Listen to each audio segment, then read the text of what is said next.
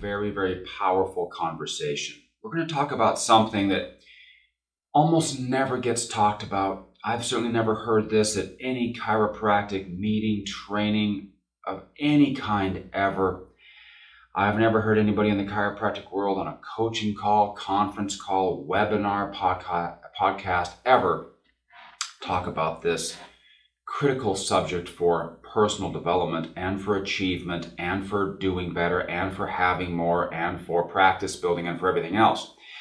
It's one of the real true underlying sources of success, or sources of hindrance, you might say, towards success that exists in chiropractic or in any profession today. Let me just start by asking you this question. Do you have any scars? I've got a little scar right here from a skiing accident. Went off a jump, ski came flying off, came up and hit me in the face, like boom, just like that, and made a cut there, and I got a little scar right there. Got a little scar on my chin, I got some other scars on my body. Do you have any scars? Just about everybody will have a scar or two from something from somewhere. And okay, fine. Now let me ask you this question over here. Do you have any psychological scars?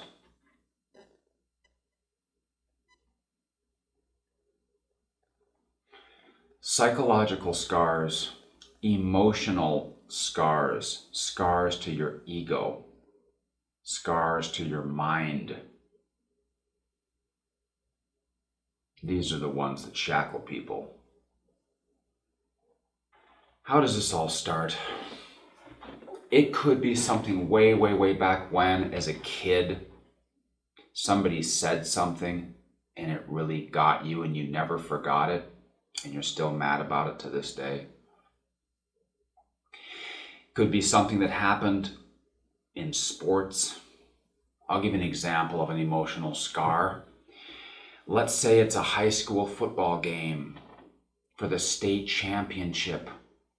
It's November, it's a cold November evening, Friday night. All the fans are there, both cities. The game comes down to the wire. There's 4 seconds left on the clock. Team is down by 2 points with 4 seconds left.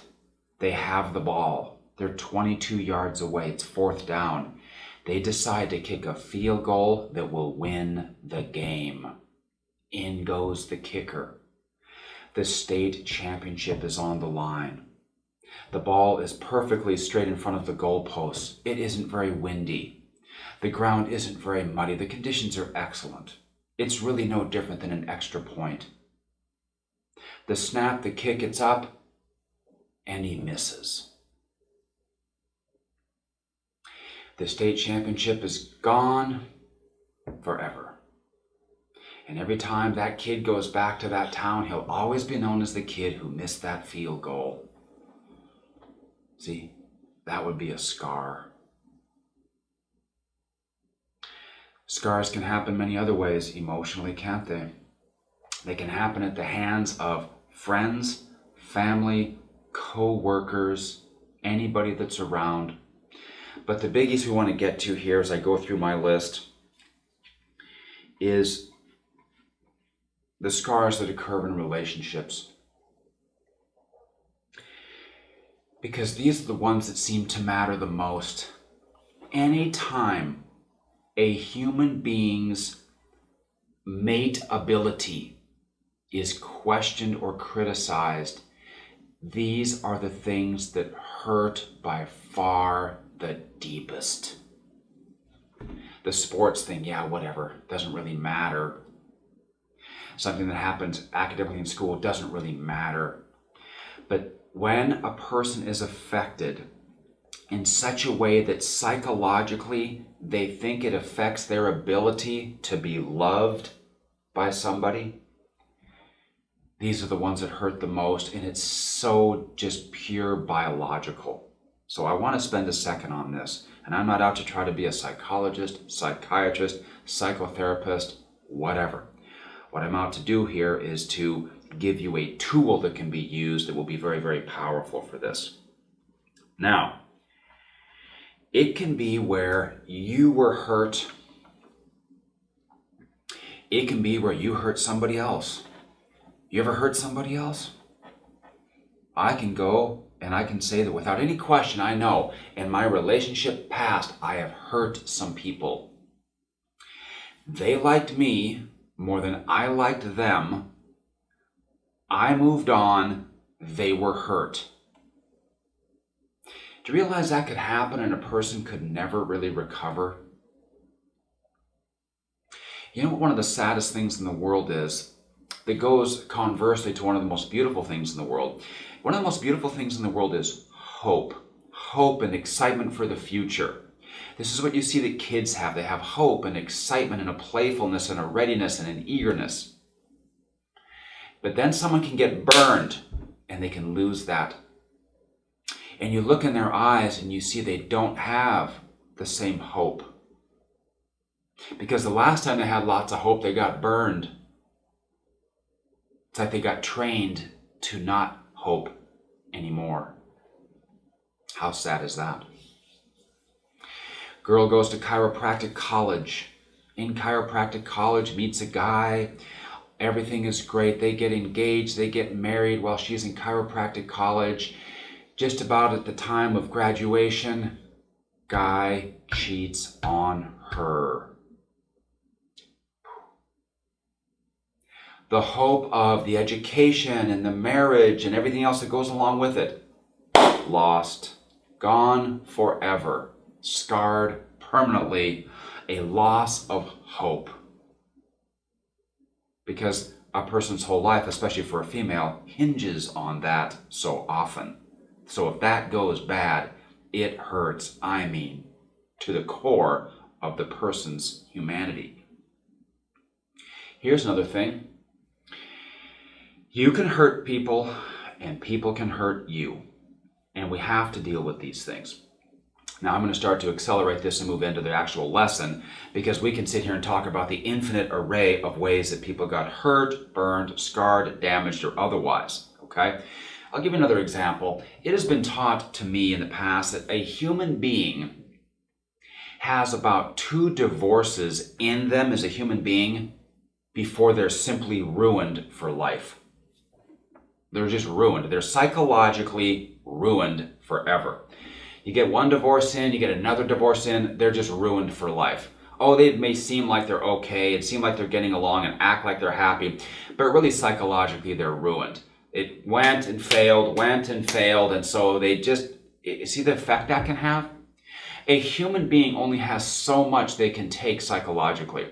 See, physically, we can get scarred and have amputations and have all this stuff happen. Psychologically, the damage is so different in its effect, all right? A person has about 2 divorces in them before they're in trouble. It also is taught, and I've heard this, and I don't believe this is true, and that's this, that a chiropractor has 1 practice startup in them as a human being because of how much work it takes. Can you imagine having to go back to chiropractic college? Could you do that, knowing what you know now? I mean, it would be just like, it would be, there's just no way. You only got 1 of those things in you. You know what I mean? Sometimes I've heard it say that you have 1 practice startup in you. But if you get good at it like myself, you can do it over and over and over. But it's not the same as that very first one where you have all your energy and hope and excitement and fearlessness going for you, all right? Well, same can be true in relationships. So you get a couple divorces in, a couple get burnt a couple times, you're in trouble. You get a couple bankruptcies in your life, you could be permanently damaged. My whole point is this. How damaged are you?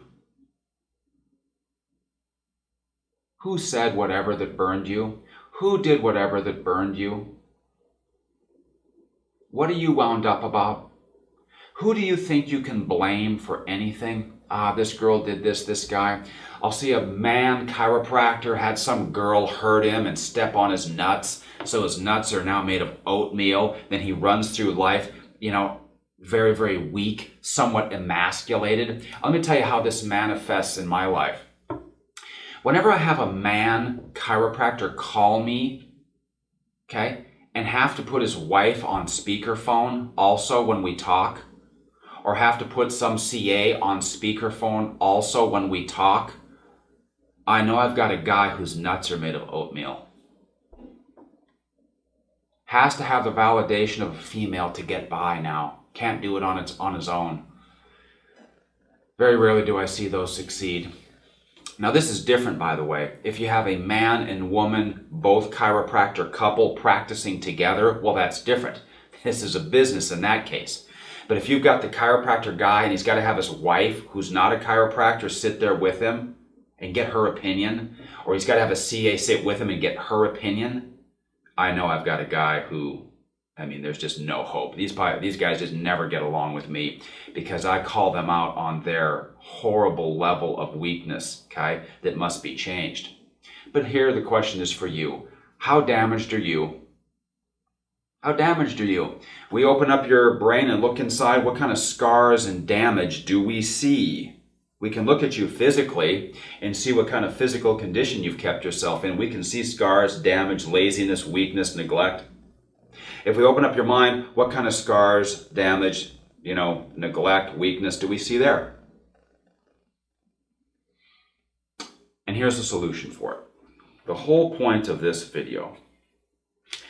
The problem boils down to this. It's basically two words: thankfulness and forgiveness. So here is the phrase that gets said. I have said this a zillion times. Yes, I have hurt people in the past. I have thought I was hurt. In fact, many times, do you realize when you think someone hurt you, you actually just hurt yourself? Let's say I really liked a girl, but she wanted to go out with some other guy. And I'm all mad, and I'm all mad at her now. She hurt me. No, she didn't. She just chose somebody else. She didn't hurt me. She didn't do anything intentional to me. I would try to impose my will to get her to like me. She liked somebody else. What am I mad? Should I be mad at her for that now? She wanted to go that way? Key point. If you really care about somebody, you'll let them do as they wish. But here's the point here now. Here's the statement, here's the phrase, I will write it out. Okay? I'm sorry. Please forgive me.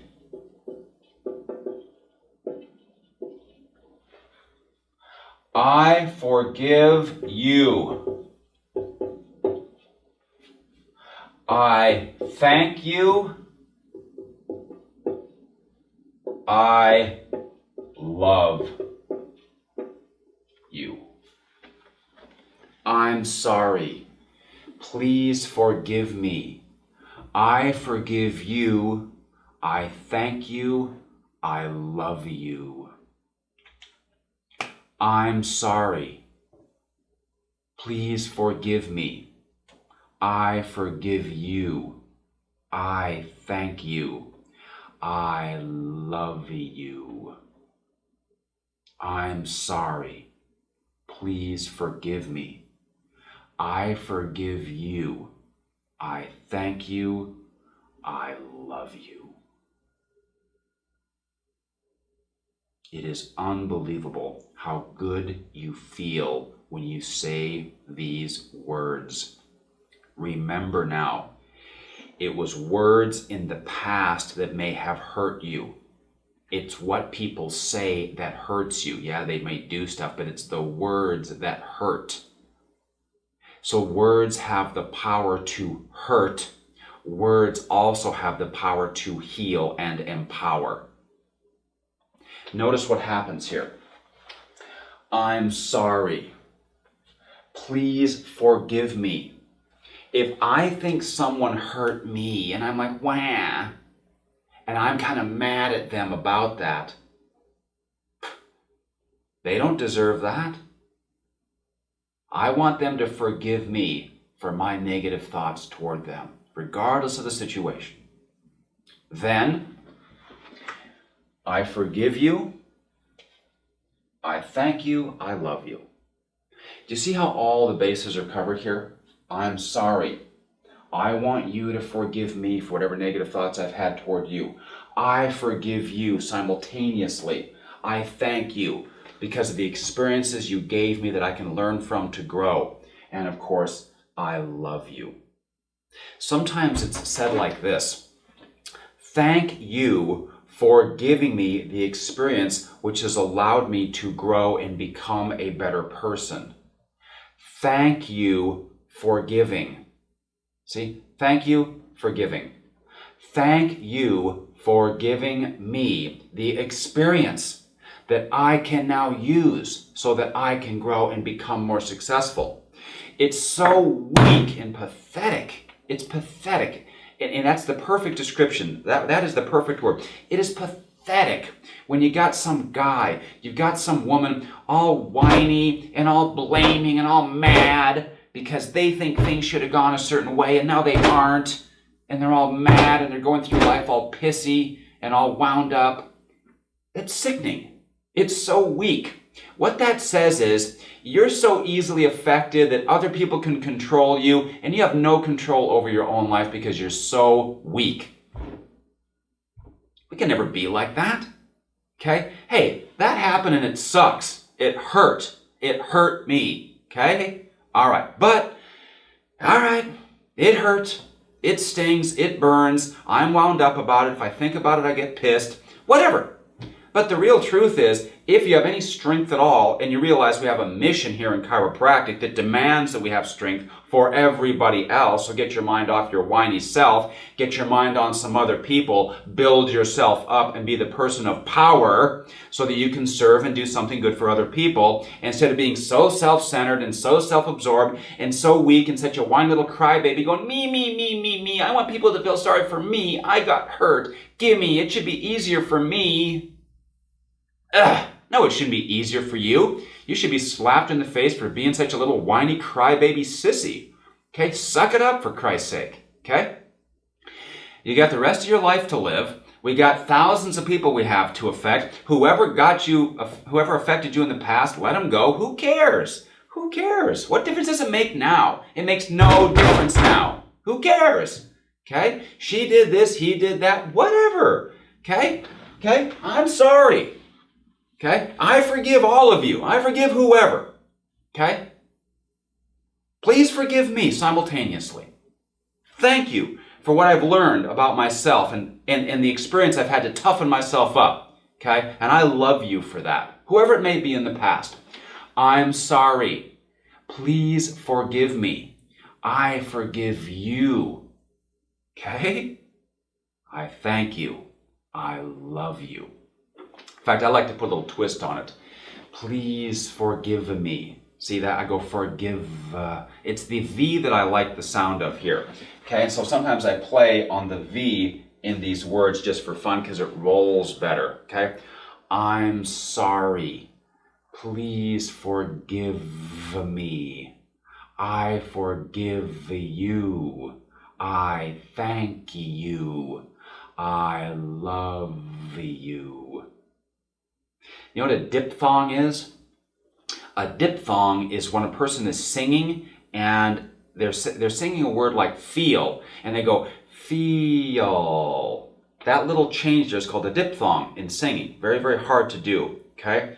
If you listen to Bob Dylan, he has a song. What is the name of that song? It's the most popular song he ever sang. But in that, he does that unbelievably well. How does it feel to be on your own? Okay, oh, it's like a Rolling Stone, okay? A diphthong. And I just love the way it sounds when you say it. I'm sorry. Please forgive me. I forgive you. I thank you. I love you. Okay? When I wake up at 3 o'clock in the morning, that's what automatically comes out of my mouth. I forgive you, I thank you, I love you. I'm driving down the road. I love you, I thank you, I forgive you. In its most abbreviated form. All right? We have to have this be our state of mind. Our overall state is, I thank you, I love you, I forgive you. Versus I'm mad and wound up and burnt all the time, and then sometimes I act happy. Okay? versus it's I thank you, I love you, I forgive you, and sometimes I'm wound up about stuff from time to time. Do you get the idea? What's your predominant attitude during the course of the day? So again, on the power scale, okay, of negative and positive, we want to be generally up in here. Occasionally we can get wound up, okay? We don't want to be living down here and then have to have stuff happen to make us happy. Now, I don't need some girl to do something for me to make me happy. I certainly don't need a guy to do anything for me to make me happy. I don't have to have an insurance company do anything in the insurance world to make me happy. Okay, I don't need anything outside myself to make me happy. So if you're waiting for somebody outside you to come into your life and make you happy, I have news for you. And this is again one of our favorite Winner's Edge mantras, and it's this. What is it? You know what I'm going to say already, right, people? Nobody's coming. Nobody is coming. Nobody is coming to do anything for you. You have to do it for yourself because nobody's coming. So you might as well just be happy. You might as well just chill. You might as well just relax. You might as well just thank whoever in the past for giving you the experience to make you better. You might as well be sorry for the things that you've done wrong. Forgive yourself, okay? And of course, carry on. I love you. I thank you. I forgive you. I love myself. I thank myself. I forgive myself. So when we have these words in our mind, love, thank, forgive, it's unbelievably powerful. I will do one last brief diagram, and I think we will wrap this topic up. Remember once again on the timeline here, people get all wound up and they're all burnt about the past, okay? People are all nervous. They're scared. They're afraid. Okay? They're anxious about the future. Are you nervous about the future? What are you going to do? You're not going to have enough money. How's it all going to go? Are you wound up about the past? He did this to me. She did this. I'm all mad at that and him. And if he wouldn't have done that. Okay? See, because if you're wound up about the past, what we have to do here is we forgive. Okay, and that cleans up all the stuff from the past. Forgive whoever, okay, and forgive yourself for being such a crybaby, for holding on to that resentment. Okay, and then for the future, we're thankful. And when we're thankful about the opportunities and what we can do in the future, we forgive whatever from the past. It puts us in the moment. It puts us in the now. See, many people are so wound up about the past, okay, that life just comes at them and beats them up because they're still whining about what happened however long ago, and they're still whatever. Or they're so nervous and worked up about the future that they're ineffective in the moment. See, I'm in the moment right now. I'm making this video.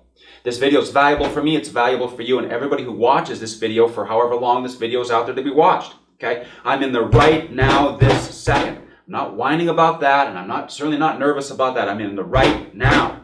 Most people, they're hung up back here. Their mind is back here. They're stuck back there. Or they're so nervous about this, they're never paying attention. Okay? So they're going nowhere. Because they're not even paying attention to the moment that they're in right now. But as we forgive from the past, we forgive for the future. It puts us what? Now, here. Right now. Then you can be effective, then you can be powerful, then you can actually get some traction and really begin to grow.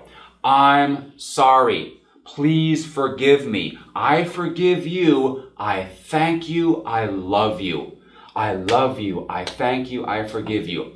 The drill I was taught is while you're driving down the road, every car you see, you just say one of those. I love you. I thank you. I forgive you. Please forgive me. I forgive you. Love you. Thank you. Forgive. See? Love, thank, forgive. Love, thank, forgive. Forgive, thank, love. See that? I love you. I thank you. I forgive you. Last one. I'm sorry. Please forgive me. I forgive you. I thank you. I love you.